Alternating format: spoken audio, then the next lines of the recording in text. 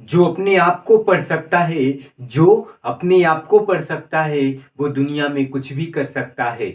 Hi friends, मैं हूं सुभाष चंद्र। आपको YouTube channel Subhash math talk पे स्वागत है। आज हम आपको एसएससी सीजीएल मॉक टेस्ट कराएंगे। ये वीडियो अंत तक जरूर देखना। यदि अच्छा लगे तो लाइक शेयर सब्सक्राइब जरूर करिएगा। तो आइए हम पहला प्रश्न पढ़ते हैं। पहला प्रश्न ये कह रहा है कि यदि 11 अंकों की संख्या 5, 6, 7, 8 x 4, 3, 2, 6, 7 y संख्या 72 अर्थात 72 से विभाज्य है, तो रूट 5x+8y का मान क्या होगा। पहला ऑप्शन है 6, दूसरा है 4, तीसरा है 7, चौथा है 8। तो यहाँ पे अगर आप ध्यान से देखिएगा, 5 है, 5 के बाद क्या है 6 है, 6 के बाद क्या है 7 है, 7 के बाद 8 है, 8 के बाद x है, x के बाद 4 है, 4 के बाद 3 है, 3 के बाद 2 है, 2 के बाद 6 है, 6 के बाद 7, 7 के बाद लास्ट में क्या है y है। कह रहा है ये पूरी संख्या जो है 72 से विभाज्य होनी चाहिए। किससे विभाज्य होनी चाहिए? 72 से अर्थात 72 से। तो यहाँ पे मेरी बात को ध्यान से समझिएगा, 72 से ये पूरी संख्या तभी विभाज्य होगा जब यह संख्या 8 से और 9 से विभाज्य होगा। फिर से मेरी बात को ध्यान से सुनिएगा, यह संख्या 72 से, यह पूरी की पूरी संख्या 72 से तभी विभाजित होगा, 72 से तभी विभाजित होगा जब यह क्या हो, 8 से विभाजित हो और साथ साथ में किससे विभाजित हो, 9 से विभाजित हो। क्योंकि आपको पता होना चाहिए 8 निया कितना होता है, 72 होता है। तो आप मुझे बताइए 8 से और 9 से विभाजित होनी चाहिए, तो 8 का रूल क्या कहता है? 8 का रूल ये कहता है, 8 के विभाजिता का नियम ये कहता है, लास्ट के 3 डिजिट यदि 8 से विभाजित हो जाएं, लास्ट की संख्या पूरी दी है लेकिन पूरे से नहीं मतलब है, लास्ट के यदि 3 डिजिट में 8 की संख्या से विभाजित हो जाए तो वह संख्या पूर्णतः क्या हो जाएगी, 8 से विभाजित होगी। तो आइए ध्यान से देखते हैं, 6, 7 और y, 6, 7 और y जो है 8 से पूरा का पूरा विभाजित होगा या नहीं। यदि ये 3 डिजिट 8 से पूरा पूरा विभाजित हो रहा है तो ये सारी संख्याएं 8 से पूरा विभाजित होगी। तो आइए ध्यान से देखते हैं, यहाँ y का मान हमें पता नहीं है, तो y का मान यदि हम 1 रख रहे हैं तो हमारे पास 6, 7, 1 होगा जो 8 से पूर्णतः विभाजित नहीं होगा। तो हमें क्या करना है, y का मान क्या रख लेना है, y का मान 2 रखना है। जब हम y का मान 2 रखेंगे, अब 8 से हम विभाजित करें तो बताइए 8 अठाई 64, 3 बचा 8 चौको 32, अर्थात पूरा का पूरा विभाजित हो रहा है। कब विभाजित हो रहा है? जब y का मान हम 2 रख रहे हैं तब। यदि y का मान हम 2 रखें तो ये पूरी संख्या 672 जो है ये 8 से पूरा का पूरा विभाजित हो रहा है। तो अर्थात हमारा क्या, यहाँ पे y का मान क्या रखना पड़ेगा, 2 रखना पड़ेगा, ताकि 8 से ये 3 डिजिट क्या हो जाए, पूरा से पूरा विभाजित हो जाए। जब ये 3 डिजिट विभाजित हो जाएगी, सारी संख्याएं 8 से पूर्णतः क्या हो जाएगी, विभाजित हो जाएगी। अब यहाँ पे ध्यान से देखिए, हमारे पास क्या है, 9 है, और 9 का रूल क्या कहता है, 9 के विभाजिता का नियम क्या कहता है कि यदि जो संख्याएं दी हैं अर्थात जो सभी अंक दिए हैं, सभी अंकों का योग यदि 9 से विभाजित हो रहा है तो वह पूरी की पूरी संख्याएं क्या हो जाएगी, 9 से पूर्णतः विभाजित हो जाएगी। फिर से मेरी बात को ध्यान से सुनिएगा, ये सभी अंक जो हैं यदि सभी अंकों को जोड़ लिया जाए, अगर जोड़ने के बाद 9 से पूरा भाग चला जाए तो वह सभी की सभी संख्या 9 से पूर्णतः विभाजित हो जाएगी। तो आइए ध्यान से देखते हैं, जोड़ लेते हैं। तो यहाँ पे कितना है, 5 है, 5, 6, 11, 11, 7 कितना हो जाएगा, 18, 18, 2, 20, 6, 26, 26, 4, 30, 30, 2, 30, 3, 33, 33, 2, 35, 35, 5, 40 और 1, 41, 41, 7, 48, 48 और 2, 50। तो यहाँ पे पूरा जोड़ने के बाद हमारे जो अंक हैं वो कितने आए, 50 आए। और यहाँ पे क्या था, यक्स था। अब आप मुझे ये बताइए, 50 प्लस यक्स में हमें किससे डिवाइड करना है, 9 से भाग देना है। अब यहाँ पे x की कोई डिजिट पता नहीं है, तो x की डिजिट पता करने के लिए सबसे पहले 1 रखेंगे। जब हमने 1 रखा x का मान, तो 50 और 1 कितना, 51, और जो ये 9 से विभाजित नहीं होगा तो अर्थात x का मान 1 तो नहीं होगा। तो अब हम क्या करते हैं, x का मान जब हम 2 रखते हैं, तो 50, 2, 52, अब 52 भी क्या होगा, 9 से पूर्णतः विभाजित नहीं होगा। अब अगर हम 3 रख रहे हैं तो भी ये विभाजित नहीं होगा। 3 रख रहे हैं, 50 3 53 और 9 से पूर्णतः विभाजित नहीं होगा। लेकिन जैसे ही हम क्या करें, यहाँ x की वैल्यू क्या रख दें, x की वैल्यू अगर हम 4 रख दें तो 50 और 4 कितना हो जाएगा 54, और 54 9 से पूर्णतः विभाजित हो जाएगा, 9 छक 54। तो अर्थात यहाँ पे जो x की वैल्यू है वो कितना है, 4 है। फिर से मेरी बात को ध्यान से सुनिए, अभी तक हमने क्या पढ़ा, ये हमारा एक बड़ा सा डिजिट दिया था, कह रहा था 72 से पूर्णतः विभाजित हो तो ये मान बता दो। तो 72 को पूर्णतः विभाजित होने के लिए हमें दो वैल्यू देखना पड़ता है, एक 8 से एक 9 से। तो यदि ये पूरी संख्याएं 8 से तभी विभाजित होगा जब लास्ट के 3 डिजिट को क्या करें, 8 से विभाज्य कर दें, अर्थात 8 से विभाजित कर दें। अगर वो विभाजित हो रहा है तो ये सारी सारी संख्याएं 8 से पूर्णतः विभाजित होगा। 9 का रूल क्या कहता था, सभी जो अंक दिए हैं इनको यदि आप जोड़ ले रहे हैं, जोड़ने के बाद यदि 9 में भाग चला जा रहा है तो सारी की सारी संख्या 9 से पूर्णतः विभाजित हो जाएगी। तो यहाँ हमने पाया y का मान 2 और x का मान कितना पाया, 4 पाया। तो आइए ये जो वैल्यू है x का मान 4, y का मान 2, इसमें हम पुट कर लेते हैं। तो यहाँ पे अगर आप थोड़ा सा भी ध्यान से देखिएगा, यहाँ पे रूट में क्या है, 5 है, और x की वैल्यू क्या है, x की वैल्यू 4 है, और प्लस 8 है, और y की वैल्यू क्या है, 2 है। तो आप हमें ये बताइएगा यहाँ पे ध्यान से, 5 चौकुआ कितना होता है, 20 होता है, 8 दूना कितना होता है, 16 होता है। अगर हम इसको जोड़ दें तो कितना हो जाएगा, 36, और ये किसका वर्गमूल होता है, 6 का। अर्थात जो हमारा आंसर आया वो कितना आया, 6 आया। हमारा अगला प्रश्न यह कह रहा है कि 0.56 पर बार है, माइनस 0.723 पर बार है, प्लस 0.39 पर बार है, और मल्टीपल 0.7 पर बार का मान क्या होगा। पहला ऑप्शन 0.154 पर बार, दूसरा है 0.154 पर बार, और तीसरा है 0.158 पर बार, और चौथा है 0.158 पर बार। तो अगर यहाँ थोड़ा पे हम आपको समझा पाऊं, जैसे हमारे पास क्या हो जाए, 0 पॉइंट यहाँ पे कितना हो जाए, 4 पर बार। अगर हमारे पास क्या हो जाए, 0.4 पर बार हो जाए तो हम इसे क्या लिख सकते हैं, 4 बटे कितना लिख सकते हैं, 9 लिख सकते हैं। ये 4 बटे 9 कहाँ से आया, हम नीचे डिस्क्रिप्शन में लिंक दिए हैं, इस टाइप का वीडियो बना चुके हैं जिसे हम डेसिमल फ्रैक्शन कहते हैं। यदि आप उसे नहीं देखे हैं तो उसे अवश्य देखें, नीचे डिस्क्रिप्शन में लिंक दिया हूँ। तो यहाँ पे अगर मेरी बात को ध्यान से सुनिएगा, 0.5 अगर 4 हो, ये दोनों पे बार हो, तो मैं क्या लिख सकता हूँ, 5 4 बटे कितना लिख सकता हूँ, 999। अगर हमारे पास क्या हो, 0 पॉइंट यहाँ पे 3 हो, और यहाँ पे कितना हो, यहाँ पे 4 हो, और इस पे बार हो जाए, और एक डिजिट और ले लेते हैं 7, यहाँ पे क्या हो जाए 0.347, तीनों पे बार हो जाए तो हम क्या लिख सकते हैं, 347, और बट्टे कितना 3 9। तो आपने एक चीज देखा क्या, यदि एक अंक पे बार है तो 1 9, 2 अंक पे बार है तो 2 9, 3 अंक पे बार है 3 9, 4 अंक पे बार होगा तो 4 9।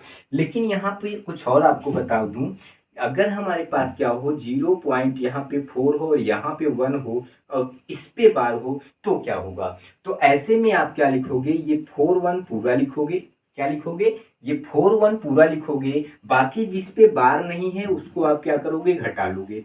फिर से मेरी बात को ध्यान से सुनो, ये 4 1 पूरा लिखोगे, जिस पे बार नहीं है उसको आप घटा लोगे, और बटे क्या करना है, जिस पे बार है 1 9, क्योंकि आपने देखा एक पे बार था 1 9 लिखा, तो वैसे इस पे बार था 1 9 लिख लिया, और बाकी जिस पे बार ना हो उसको हम 0 मान लेते हैं। तो यहाँ पे कितना हो जाएगा, 41 में से 4 गए तो आपका जो हो जाएगा कितना हो जाएगा, 37 हो जाएगा, और बटे कितना हो जाएगा, 90 हो जाएगा। अगर मैं आपको और समझा पाऊं तो यहाँ पे थोड़ा सा अगर आप समझो, 0.35 और इस पे 2 पर बार, यहाँ इतने पे बार, तो ऐसे में आप क्या करोगे, 352 पूरा लिखोगे, बाकी जिस पे बार नहीं है उसको आप क्या करोगे, घटा लोगे, और बटे 2 डिजिट पे बार है तो 2 9 लिखेंगे, बाकी एक डिजिट पे नहीं है तो 1 0 उतार लेंगे। तो आप हमें बताइए, 12 में से 3 गए तो कितना होता है, 9 होता है, और यहाँ पे 4 बचा, और यहाँ पे 3 बटे कितना 990। यदि मैं आपको और समझा पाऊं तो यहाँ पे अगर हमारे पास क्या हो, 0 पॉइंट यहाँ पे हो 3, या तो यहाँ पे 5 6, और यहाँ पे कितना हो, 5 6 के बाद 2 हो, और क्या हो, इस समय ऐसे हो 1 पे बार हो, तो ऐसे पे क्या हो जाएगा, 5 6 2 पूरा लिखेंगे, बाकी 2 अंक पे बार नहीं है तो 2 अंक घटा लेंगे, और बाकी एक अंक पे बार है 1 9, जितने पे बार 9 हो उतना 0। तो यहाँ पे अगर आप ध्यान से देखिए 12 में से 6 गए 6 होगा, 5 में से 5 गए 0 होगा, और यहाँ पे क्या बचा 5 बचा, और बटे क्या 900। ये हमारा क्या रहा आंसर रहा। तो आइए यदि आपको ये सब समझ में आ गया है तो आइए हम अपने प्रश्न को सॉल्व करते हैं। तो यहाँ पे हमारा प्रश्न यह है कि 0.56 पर बार है, तो अभी हमने बताया कि 56 पूरा लिख लेते हैं, जिस पे बार ना हो उसको हम घटा लेते हैं, बटे एक पे बार है तो 1 9, जिस पे बार ना हो उतना 0। तो आप मुझे बताइए यहाँ पे माइनस है, हम इस तीनों डिजिट को पूरा लिख लेते हैं 723। अब बार किस पे नहीं है 7 पे नहीं है, तो हम 7 को घटा लेते हैं, बाकी 2 डिजिट पे बार तो 2 9, और बाकी क्या 1 पे नहीं तो 0। यहाँ पे अगर आप ध्यान से देखो +39 पूरा लिख लेते हैं, जिस पे बार नहीं है उसको घटा लेते हैं, एक पे बार था तो 1 9, बार नहीं था तो 0। अब यहाँ पे गुणे क्या करते हैं 7 बटे क्या करते हैं 9। आप मुझे बताइए 56 में से 5 गए कितना हो जाएगा, 56 में से 5 गए 51 बटे 90, और यहाँ पे माइनस, तो ये 7 गए कितना होगा 6 हो जाएगा, यहाँ पे क्या बचेगा 1 बचेगा, यहाँ पे 716 बटे कितना हो जाएगा 990। यहाँ पे अगर आप ध्यान से देखिए 39 में से 3 गए कितना हो जाएगा 36 बटे 90, और गुणे कितना 7 बटे 9। अगर आप ध्यान से देखो 9 चौक कितना होता है 36 होता है, तो यहाँ पे हम क्या कर सकता हूँ 51 बटे 90, और माइनस कितना 716 बटे 990, और यहाँ पे क्या हो सकता है 7 चौक 28 बटे कितना 90। तो आप हमें बताइए इन तीनों में एलसीएम कितना होगा। इन तीनों में जो एलसीएम होगा वो कितना होगा, वो 990 होगा, क्योंकि ये बड़ा डिजिट है, ये भी इसे सिंपलीफाई कर पाएगा ये भी, तो 990 क्या हो जाएगा हमारा सबसे बड़ा डिजिट हो जाएगा। यदि 990 यहाँ रखूं तो ये काटेगा 11 बार काटेगा, 11 का जब हम 51 से गुणा करते हैं तो 11 एक कम कितना हो जाएगा 11 हो जाएगा, एक बचा, और 11 पच्चीस 55, और ये कितना हो जाएगा 56, अर्थात कितना हो जाएगा 561, और 990 से 990 कट जाएगा तो कितना बचेगा 716 बचेगा। यहाँ पे अगर हम 990 रखें तो 11 बचेगा, 11 अट्ठू कितना होगा 88 होगा, तो बचा 8, और 11 दूना 22, 22 8 कितना हो जाएगा 30 हो जाएगा, अर्थात 308 होगा। अगर हम इनको जोड़ के इनको घटा दूं तो हमारा क्या आंसर आएगा, तो आप मुझे बताइए 8 एक कितना होगा 9 होगा, और यहाँ पे 6 होगा, और ये 5 और 3 कितना हो जाएगा 8 हो जाएगा। इसमें से हमें कितना घटाना है 716, और बटे कितना 990। तो आप हमें बताइए यहाँ पे 9 में से 6 गए कितना हो जाएगा, 9 में से 6 गए 3 होगा, और 6 में से 1 गए कितना होगा 5 होगा, और यहाँ 8 में 7 गए कितना 153 बटे 990। जो हमारा आंसर होगा वो क्या होगा, ऑप्शन नंबर ए सही होगा। अब आपके मन में ये आ रहा होगा कि यहाँ 153 बटे 990 है और यहाँ पे ये कैसे आप लगा दिए। आइए इसके भी बारे में थोड़ा सा हम समझ लेते हैं। तो यहाँ पे अगर आपको थोड़ा सा समझा दूं तो आप हमें ये बताइएगा, यहाँ पे क्या है 0.154, इन दो पर बार है, किस पे बार है 54 पर बार है। तो यहाँ पे अगर आप ध्यान से देखो तो हम क्या करूंगा 154 पूरा डिजिट लिखूंगा, बाकी जिस पे बार नहीं है उसको घटा दूंगा, और 2 अंक पे बार था 2 9 लिखूंगा, बाकी जिस पे बार नहीं है उतना 0।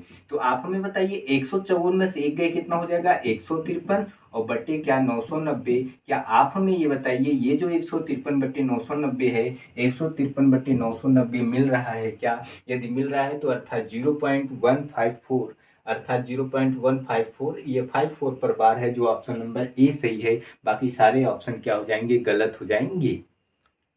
हमारा अगला प्रश्न क्या कह रहा है, साधारण ब्याज पर उधार दी गई राशि 1 वर्ष में 6076 रुपए और 4 वर्ष में 7504 रुपए हो जाती है। धनराशि और प्रति वर्ष ब्याज दर क्या होगा। अर्थात आपको मूलधन बताना है और साथ साथ में रेट भी बताना है, पी और आर निकालना है। तो पहला ऑप्शन है 5600 रुपया और 9%, दूसरा है 5600 रुपया और 8.5%, तीसरा ऑप्शन है 5400 रुपया और 9%, चौथा ऑप्शन है 5400 रुपया और 10%। तो आप हमें ये बताइए, यहाँ पे ध्यान से देखिए 1 वर्ष में कितना हो जाती है 6076 रुपए हो जाती है, और 4 वर्ष में कितना हो जाती है, 4 वर्ष में 7504 रुपए हो जाती है। तो आप हमें बताइए 3 वर्ष में कितना हो जाएगा, ये दोनों का अंतर 3, ये दोनों का अंतर 14 में से 6 गए कितना हो जाएगा 8 हो जाएगा, 9 में से 7 गए कितना हो जाएगा 9 में से 7 में गए 2 हो जाएगा, यहाँ पे क्या हो जाएगा 4 हो जाएगा और यहाँ पे कितना हो जाएगा 1428। अर्थात जो आपका 3 वर्ष में कितना हो जाएगा, 3 वर्ष में जो ब्याज आएगा वो कितना आएगा 1428। तो 1 वर्ष का अगर हम निकालें तो 3 से भाग दे देंगे, 3 चौक हुआ 12, 2 बचा 3 सत्तू 21 और यहाँ पे क्या बचेगा तिछवा के 18। यहाँ पे ध्यान से देखिए कह रहा है कि धनराशि बता दो अर्थात मूलधन बता दो। तो यहाँ पे अगर आप थोड़ा सा समझ पाओ, 1 वर्ष में जो आपका अमाउंट है अर्थात 6076 है। अमाउंट का मतलब क्या, प्रिंसिपल प्लस क्या, प्रिंसिपल प्लस ब्याज, अर्थात अगर मैं कहूँ तो मूलधन प्लस ब्याज। तो यहाँ पे अगर आप थोड़ा सा ध्यान से देखिए, जो आपका ये मूलधन प्लस ब्याज है 1 वर्ष में कितना है 6076 है, और जबकि ब्याज निकल का है 1 वर्ष का कितना 476। तो आप मुझे बताइए यदि इसमें से मैं 476 घटा लूं, यदि इनमें से हम 476 घटा लूं तो हमारे पास जो आएगा वो क्या आएगा, मूलधन निकल के आएगा। तो आप मुझे बताइए यहाँ पे कितना आ जाएगा, 0 आ जाएगा, 7 में 7 गए कितना 0, और यहाँ पे क्या आ जाएगा कि 10 में से 4 गए कितना 6, और यहाँ पे 5, अर्थात जो हमारा आया वो क्या आया 5600, और ये 5600 हमारा क्या रहा, मूलधन रहा। फिर से मेरी बात को ध्यान से समझो, 1 वर्ष में 6076 रुपया कह रहा है और 4 वर्ष में 7504 रुपया, ये दोनों अमाउंट है, जबकि हमारा 3 वर्ष का जो ब्याज निकलेगा वो कितना आएगा 1428। तो 1 वर्ष का जो ब्याज आया वो कितना है 676। यहाँ पे 1 वर्ष का अमाउंट अगर 6076 है, यदि इसमें से मैं क्या करूँ मूलधन प्लस ब्याज में से मैं अगर ब्याज को घटा लूँ तो क्या हमारा मूलधन निकल के आएगा, क्या 5600 हमारा क्या आया, मूलधन आया। क्या आप मुझे बताओ क्या ऑप्शन नंबर सी डी रहा, क्या नहीं रहा। अब इनमें से डिसाइड ये करना है रेट क्या होगा। तो रेट जानने के लिए आपको ये पता होना चाहिए, रेट बराबर होता है SI और मल्टीपल कितना 100 अपान क्या होता है P और मल्टीपल T। तो यहाँ पे ध्यान से देखिए SI जो है वो कितना है 476 है, SI आपका कितना रहा 476 मल्टीपल कितना 100 और बट्टे जो आपका मूलधन रहा वो कितना आया 5600 और टाइम कितना 1 वर्ष। तो आप हमें बताइए अगर यहाँ पे 2 जीरो से ये मैं 2 जीरो काट दूं तो ये 14 चौकुआ कितना हो जाएगा 56 हो जाएगा, और 14 त्रिक कितना हो जाएगा 14 त्रिक 42 हो जाएगा। तो यहाँ पे कितना बचा, यहाँ पे कितना बचा, यहाँ पे 5 बचा और ये कितना रहा 56 रहा, 14 चौकुआ 56। तो आप हमें ये बताइए यदि हम 34 में 4 का भाग दे दें, 34 में जब हम 4 का भाग दे देंगे तो 4 अट्ठू कितना हो जाएगा 32 हो जाएगा, यहाँ पे 2 बचा 20 हुआ, 4 पंजे 20, अर्थात आपका जो रेट आया वो क्या आया 8.5 आया। और ऑप्शन नंबर क्या दिख रहा है, ऑप्शन नंबर बी दिख रहा है, जो आपका मूलधन कितना है 5600 और रेट कितना है 8.5 है। हमारा अगला क्वेश्चन क्या कह रहा है, 9 मल्टीपल 6 डिवाइड 24 प्लस 8 डिवाइड 2 का 5 माइनस 3 डिवाइड 4 का 4 प्लस 27 मल्टीपल 5 डिवाइड 9 का मान क्या होगा। पहला ऑप्शन है 447/40, दूसरा है 243/8, तीसरा है 493/8 और चौथा है 259/8। तो इस प्रश्न को सॉल्व करने से पहले हमें क्या करना चाहिए, बोधमास को समझना चाहिए। बोधमास क्या कहता है कि सबसे पहले आप ब्रैकेट को करो, सबसे पहले आप किसको करो ब्रैकेट को करो, इसके बाद आप क्या करो, इसके बाद ऑफ को करो, फिर इसके बाद डिवाइड को करो, इसके बाद मल्टीपल को करो, इसके बाद ऐड करो, फिर क्या करो सब्सट्रैक्ट करो। सब्सट्रैक्ट का मतलब घटाओ। तो आप हमें यहाँ पे ध्यान से बताइए, ब्रैकेट तो ऐसा कोई सवाल में दिख नहीं रहा है तो इससे संबंधित हम करेंगे नहीं। यहाँ पे ऑफ का मतलब होता है का के की, ऑफ का मतलब क्या होता है का के, और साथ में क्या होता है की होता है। तो यहाँ पे तो कुछ दिख रहा है ना, यहाँ पे देखो का दिख रहा है, इसका मतलब हमें सबसे पहले क्या करना है, ये का के की को सॉल्व करना है अर्थात ऑफ को सॉल्व करना है। तो इसमें सबसे पहले का को सॉल्व करना है, तब जाके हमें डिवाइड मल्टीपल ऐड और सब्सट्रैक्ट करना है। तो अगर हम का को देखें तो का का मतलब मल्टीपल होता है और का का मतलब मल्टीपल होता है। तो 5 दूना कितना हो जाएगा 10 हो जाएगा और 4 चौकुआ कितना हो जाएगा 16 हो जाएगा। आइए अब हम प्रश्न को करते हैं। तो यहाँ पे ध्यान से देखिए 9 मल्टीपल कितना है 6 है और डिवाइड का मतलब होता है बटा 24, और यहाँ पे प्लस 8 डिवाइड, ये 5 दूना कितना हो गया 10 हो गया, और यहाँ पे ध्यान से देखिए -3 डिवाइड, ये कितना हो गया 16 हो गया, और प्लस कितना 27 गुणे 5 और बटे कितना 9। तो आप हमें बताइए यहाँ पे ध्यान से देखिए 4 6 चौकुआ कितना होगा 24 हो जाएगा, और यहाँ पे 9 त्रिक कितना हो जाएगा 27 हो जाएगा। और अगर हम देखूं तो ये देखिए 2 चौकुआ 8 और 2 पंजे 10। अगर मैं और देखूं थोड़ा सा तो ये 2 अट्ठू कितना 16 और 2 15 में कितना 30।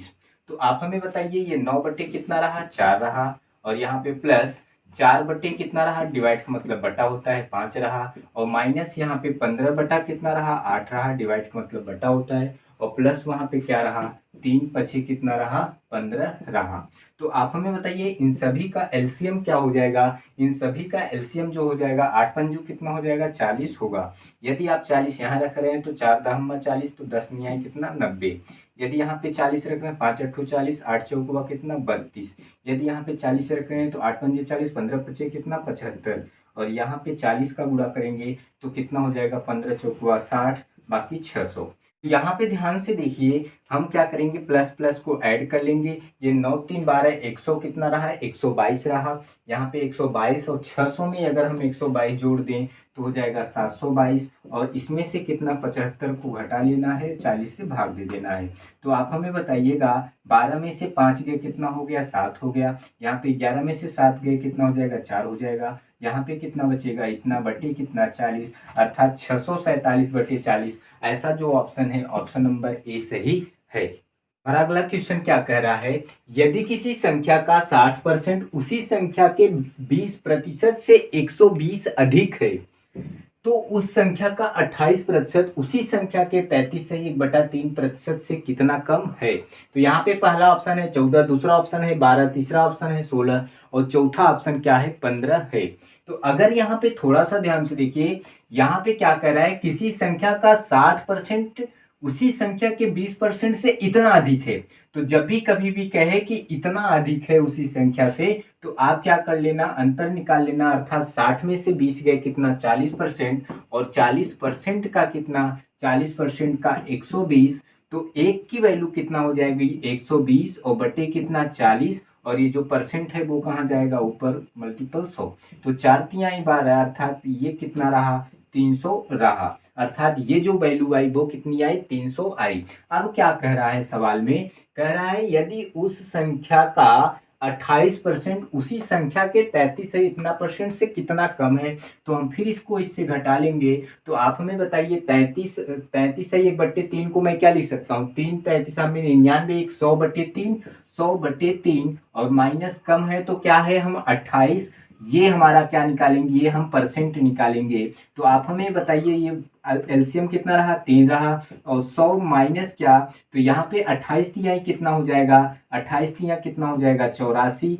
और ये क्या रहा, परसेंट रहा। तो आप मुझे बताइए 100 में से 84 गए, 16/3%। आप मुझे बताइए इसी संख्या का अगर हम 16/3% निकालें तो हमारा क्या आएगा। तो आप हमें ये बताइए, ये हम क्या कर लेते हैं, इसका हम यहाँ पे 16/3, और परसेंट का मतलब क्या होता है, 100 होता है। ये 300 से 300 कट गया, तो हमारा जो आंसर रहा वो कितना रहा, 16 रहा। हमारा जो ऑप्शन रहा वो ऑप्शन सी सही।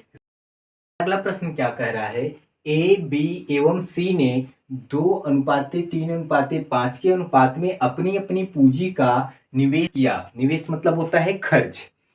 उन माहों की संख्या का अनुपात जिस अवधि के लिए ए बी सी ने निवेश किया अर्थात खर्च किया वो अवधि थी 4:2:3। यदि सी का लाभांश ए के लाभांश से इतना रुपए अर्थात कितना, 1,47,000 रुपए अधिक हो तो बी का लाभांश पूछ रहा है। तो पहला ऑप्शन 1,26,000, दूसरा 1,68,000, तीसरा 1,50,000, चौथा 1,89,000। तो आइए ध्यान से देखते हैं, ए बी सी का जो निवेश है अर्थात जो खर्च है, ए बी सी का जो आपका निवेश है, खर्च है, वो कितना दिया है, वो दिया है 2:3:5, और इसकी जो अवधि दिया है, अवधि खर्च का अवधि दिया है वो कितना दिया है, 4 कितना दिया है, 2:3। तो आप मुझे बताइए यदि इसका लाभांश हमें निकालना होगा, यदि इसका लाभांश निकालना होगा एबीसी का जब हमें लाभांश निकालना होगा तो हम क्या करेंगे, इसका मल्टीपल कर देंगे। तो 4 दूना कितना हो जाएगा, 8 हो जाएगा, और 3 दूना कितना हो जाएगा, 6 हो जाएगा, 5 तिहाई कितना हो जाएगा, 15 हो जाएगा। अर्थात इसका जो लाभांश आया वो कितना आया, 8:6:15 आया। तो यहाँ पे क्या कह रहा है, यदि सी का लाभांश ए के लाभांश से इतना रुपए अधिक हो, तो यहाँ पे ध्यान से देखिए, यदि सी का लाभांश ए के लाभांश से इतना रुपया अधिक हो तो बताइए यह किस इससे इससे यह कितना अधिक है, 7 अधिक है। इससे यह कितना अधिक है, 7 अधिक है। तो 7 की वैल्यू कितना दिया है, 1,47,000। तो यहाँ पे हम ये लिखेंगे 7 की वैल्यू 1,47,000। 1,47,000। तो 1 की वैल्यू कितना हो जाएगा, 7 दूना कितना 14, 7 एकम 7, अर्थात कितना 1 की वैल्यू कितना आया, 21,000। तो आप हमें बताइए, कह रहा है बी का लाभांश क्या होगा, बी की वैल्यू कितना है, 6 है। तो आप मुझे बताइए यदि हम इसमें 6 का गुणा कर दें तो ये हमारा कितना हो जाएगा, 6 एकम 6 और 6 दूनी 12, अर्थात हमारा जो आया वो कितना आया, 1,26,000। हमारा जो बी का लाभांश आएगा वो कितना होगा, 1,26,000 होगा। हमारा अगला प्रश्न क्या कह रहा है, यदि x इक्वल 164 के पावर 169 प्लस 333 के पावर 337 माइनस 727 के पावर 726 है तो कह रहा है x का इकाई अंक क्या होगा। पहला ऑप्शन 5, दूसरा 7, तीसरा 8, चौथा 9। तो यहाँ पे ध्यान से देखिए, इकाई अंक बताने के लिए हमने बताया था कि इकाई अंक कैसे निकाला जाता है, जैसे 3 हो जाए, 2 हो जाए, 5 हो जाए, 6 हो जाए, 7 हो जाए, यहाँ पे 8 हो जाए। अगर कहा जाए कि इसका इकाई अंक क्या होगा तो इकाई अंक ज्ञात करने के लिए हमें क्या किया जाता है, लास्ट का डिजिट जो होता है वही हमारा क्या होता है, इकाई अंक होता है। यदि हम और आपको समझाऊं तो यहाँ पे अगर हमारे पास क्या हो जाए, 3 हो जाए, 2 हो जाए, यहाँ पे कितना हो जाए, 5 हो जाए, और इसके पावर कितना हो जाए, 3 हो जाए, 2 हो जाए, 1 हो जाए, या तो यहाँ पे कितना हो जाए, 2 हो जाए, तो कहा जाए इसका इकाई अंक क्या होगा, लास्ट के 2 डिजिट में 4 से भाग दे देना है। जब लास्ट के 2 डिजिट में 4 से भाग देंगे तो 4 पंजे कितना होगा, 20 होगा। जो हमारा शेषफल आया वो कितना आया, 2 आया। अब हम क्या करेंगे, ये जो लास्ट का 5 है इसके पावर हम 2 चढ़ाएंगे तो 5 का और कितना हो जाएगा, 25, और जो हमारा इकाई अंक आया क्या आया, वो 5 ही आया। तो यहाँ पे अगर आपको थोड़ा सा मैं समझा पाऊँ, सेम कंडीशन यहाँ भी करना है। क्या करना है, हमें 164 में इतना का क्या करना है, इकाई अंक निकालना है। तो यहाँ पे ध्यान से देखिए, हमें क्या करना है, लास्ट का 2 डिजिट 69 में जब हम 4 का भाग देंगे तो ये कितना हो जाएगा, 4 एकम 4, 2 बचा, 4 सत्तू कितना 28। तो हमारा जो शेषफल रहा वो कितना आया, 1 आया। जब शेषफल 1 आया तो लास्ट के डिजिट में हम 4 के पावर क्या कर देंगे, 1 कर देंगे, और 4 के पावर 1 कितना होता है, 4 ही होता है। तो यहाँ पे ध्यान से देखिए, यहाँ पे लास्ट डिजिट कितना है, 37 है। 37 में जब हम 4 का भाग देंगे, 37 में 4 का भाग देंगे, 4 निया कितना हो जाएगा, 36। तो यहाँ पे शेषफल कितना बचा, 1। और यहाँ पे ध्यान से देखिए, 3 के पावर 1 करेंगे, 3 के पावर 1 करेंगे तो कितना होगा, 3 होगा। यहाँ पे ध्यान से देखिए, लास्ट में क्या है, 26 है, और 26 में हम जब 4 का भाग देंगे तो यहाँ पे ध्यान से देखिए, 4 छंग कितना होगा, 24 होगा। शेषफल कितना बचा, 2। और यहाँ पे क्या करना है, 7 के पावर अगर हम 2 कर दें, 7 के पावर हम क्या करेंगे, ये 2 चढ़ा देंगे तो 7 और 49, और लास्ट का जो डिजिट आया वो कितना आया, 9 आया। तो यहाँ पे ध्यान से देखिए, 4 3 कितना हो जाएगा, 7, और 7 में से 9 तो घटेगा नहीं। तो यहाँ पे हम क्या करेंगे, यहाँ पे एक डिजिट ले लेंगे, 17 में से 9 गए कितना, 8, और ये हमारा 8 क्या रहा, ऑप्शन सही रहा, ऑप्शन सी सही रहा। हमारा अगला प्रश्न क्या कह रहा है, दो संख्याओं का महत्तम समापवर्तक 21 और लघुत्तम समापवर्त महत्तम समापवर्तक का 221 गुना है। यदि उन संख्याओं में से एक संख्या 200 और 300 के बीच स्थित है तो दूसरी संख्या के अंकों का योग क्या होगा। पहला ऑप्शन 14, दूसरा 17, तीसरा 18 और चौथा क्या है, 15 है। तो यहाँ पे ध्यान से देखिए, कह रहा है कि महत्तम समापवर्तक कितना है, HCF जो है आपका वो कितना है, 21 है। और सवाल में क्या कह रहा है, उनका लघुत्तम समापवर्तक अर्थात जो LCM है वो क्या कह रहा है, HCF का इतना गुना है। तो HCF कितना है, 21 है, और 21 का कितना गुना है, 221 गुना है। तो कह रहा है यदि उन संख्याओं में से एक संख्या 200 और 300 के बीच है, तो थोड़ा सा आइए समझते हैं।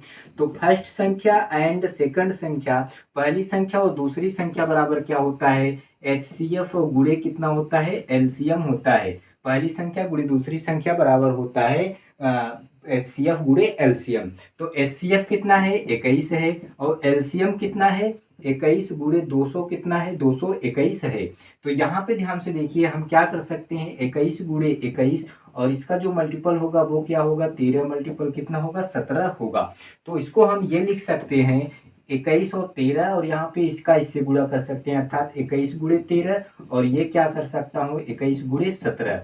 तो आप हमें ये बताइएगा, 13 एकम कितना हो जाएगा, 13 हो जाएगा, और 13 दूना 26 और एक कितना हो जाएगा 27, अर्थात एक का क्या रहा 273 और दूसरे का क्या रहा 17, एक कम कितना हो जाएगा 17 हो जाएगा और 17 दूना 34 और एक कितना हो जाएगा 35 हो जाएगा। तो कह रहा है कि यदि उनमें से एक संख्या 200 और 300 के बीच स्थित है, तो यहाँ पे अगर आप थोड़ा सा ये वाली संख्या देखोगे, ये सच में 200 और 300 के बीच स्थित है, तो इसको तो लेना ही नहीं है। सवाल में कह रहा है दूसरी संख्या के अंकों का योग क्या होगा, अंकों का योग पूछ रहा है कि डिजिट का योग पूछ रहा है, तो दूसरी संख्या यही रहा। तो हमें क्या करना है, इसके अंकों का योग निकालना है। तो 3 + 5 और प्लस क्या 7, तो 7 × 5 = 12, 12 × 3 कितना होता है 12 × 3 = 15 होता है। हमारा जो ऑप्शन रहा ऑप्शन डी सही रहा।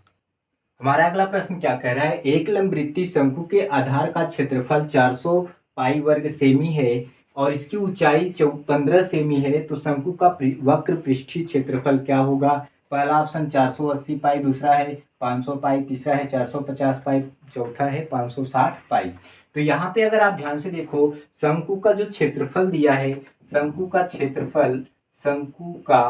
क्षेत्रफल जो दिया है वो कितना दिया है 400 पाई। तो आप हमें ये बताइए शंकु का क्षेत्रफल का फार्मूला क्या होता है πr², और यहाँ पे कितना है 400 पाई। तो आप मुझे बताइए पाई से पाई कट गया, तो r² = 400, तो r बराबर कितना आया 20 आया। और जो इसका ऊंचाई दिया है वो कितना दिया है, ऊंचाई आपका दिया है 15 दिया है। तो यहाँ पे मुझे बताइए अगर हमें तिर्यक ऊंचाई l बराबर निकालना है तो हम क्या करेंगे, r² और प्लस कितना h²। तो आप हमें बताइए r की वैल्यू कितना है, तो 20 का वर्ग कितना हो जाएगा 400 और 15 15 हमें कितना हो जाएगा 225, तो ये कितना हो जाएगा 625 और इसकी जो वैल्यू आएगी वो कितना आएगी 25 आएगी, अर्थात l की जो वैल्यू आई वो कितना आई 25 आई।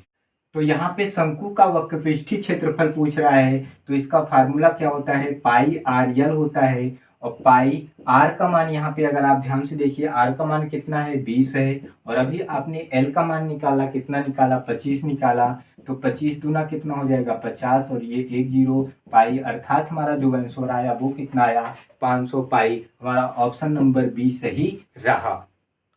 हमारा अगला सवाल क्या है, एक वृत्त में AB और DC दो जीवाएं हैं। जब AB और DC को आगे बढ़ाया जाता है तो वे P पर मिलती हैं। यदि PC बराबर 5.6 सेमी, PB बराबर 6.3 सेमी और AB बराबर 7.7 सेमी है, तो CD की लंबाई क्या होगी। पहला ऑप्शन 8.35 सेमी, दूसरा 9 सेमी, तीसरा 10.15 सेमी और चौथा है 9.25 सेमी। तो यहाँ पे ध्यान से देखिए, एक वृत्त है, तो हमने एक वृत्त बनाया और सवाल में क्या कह रहा है कि AB और DC दो जीवाएं हैं। AB और क्या DC दो क्या हैं जीवाएं हैं, और आगे बढ़ाने पर कह रहा है, आगे बढ़ाया जाता है तो P पर मिलती है। यहाँ पे P है हो गया, और ये क्या हो गया A हो गया, ये B हो गया, ये क्या हो गया C हो गया, यहाँ पे क्या हो गया D हो गया। फिर से मेरी बात को सुनिए, एक वृत्त है, AB और DC दो जीवाएं हैं, AB और DC दो जीवाएं हैं। कह रहा है जब AB और DC को आगे बढ़ाया जाता है तो वो जाके कहाँ पे मिलती है, बिंदु P पर मिलती है। तो कह रहा है तो वे P पर मिलती हैं यदि PC बराबर कितना है 5.6 सेमी है, और सवाल में कह रहा है PB बराबर कितना है 6.3 सेमी है, और AB बराबर 7.7 सेमी है, AB बराबर 7.7 सेमी है। तो कह रहा है CD अर्थात इसका मान क्या होगा। तो आप हमें ये बताइए कि ये क्या हो जाएगा, PA गुणे क्या होता है PB, PA गुणे PB बराबर क्या PD और गुणे क्या PC के बराबर होता है। तो यहाँ पे अगर आप ध्यान से देखिए तो हम क्या करेंगे, तो यहाँ पे अगर आप ध्यान से देखिए PB और प्लस क्या होता है AB, PB प्लस AB और गुणे क्या होता है PB होता है, और बराबर गुणे PB बराबर क्या PC प्लस DC और गुणे किसके PC के बराबर होता है।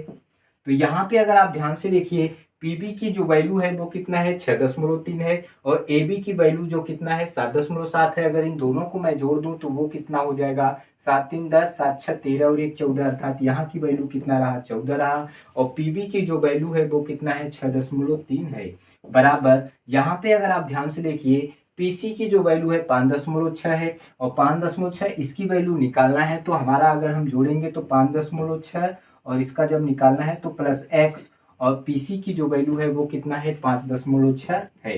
तो अगर आप ध्यान से देखिए ये दशमलव से दशमलव क्या हो गया, उड़ गया। 14 चौकुआ कितना होता है, 14 चौकुआ 56 होता है। अब यहाँ पे ध्यान से देखिए ये हम क्या करूंगा, सिंप्लीफाई कर दूंगा। तो ये जब सिंप्लीफाई कर दूंगा तो कितना हो जाएगा, 4 एक कम 4 हो जाएगा, कितना बच्चा 2, 4 पंजे 20 और 4 सत्तू 28, 4 पंजे 20, अर्थात कितना रहा 15.75 रहा। यहाँ पे 15.75 और बराबर 5.6 और प्लस यक्स, ये जो प्लस इधर आएगा माइनस में हो जाएगा, तो 15.75 माइनस 5.6। तो आप हमें बताइए ये कितना रहा, 5 रहा। 7 में से 6 गए कितना हो जाएगा, 1 हो जाएगा, और 15 में से 5 गए 10 हो जाएगा। अर्थात जो x की वैल्यू आई, यहाँ की जो वैल्यू आई वो कितना आया, 10.15 आया। अर्थात हमारा जो ऑप्शन क्या सही रहा, ऑप्शन नंबर सी सही रहा। अगला प्रश्न क्या कह रहा है, दिए गए ग्राफ में एक परीक्षा में विद्यार्थियों द्वारा प्राप्त अंकों को दर्शाया गया है। ग्राफ का अध्ययन करें और दिए गए प्रश्न का उत्तर दें। तो यहाँ पे ध्यान से देखिए ये ग्राफ है, ये वाली लाइन 10 है, ये 20 है, यहाँ पे ये 30 है, 30 के ऊपर जो है वो 35 है, यहाँ पे ये 40 है, 40 के ऊपर जो है वो 45 है, और यहाँ पे ये 60 है। एक पहले लाइन में 150, फिर 200, 250, 300, 350, 400, 450, 500। सवाल में क्या कह रहा है, 300 से कम अंक प्राप्त करने वाले विद्यार्थियों की संख्या और 350 या उससे अधिक अंक प्राप्त करने वाले विद्यार्थियों की संख्या से कितना प्रतिशत अधिक है। तो यहाँ पे पहला है 80%, दूसरा ऑप्शन है 28%, तीसरा है 44.4%, चौथा है 22.7%। तो यहाँ पे ध्यान से देखिए 300 से कम अंक प्राप्त करने वाले विद्यार्थियों की संख्या कितनी है। तो 300 से कम विद्यार्थियों की संख्या कितनी है, इतनी है, ये है 60, 45 और 30। अर्थात हम कहूँ 300 से कम कितना है, 60, 45 और 30।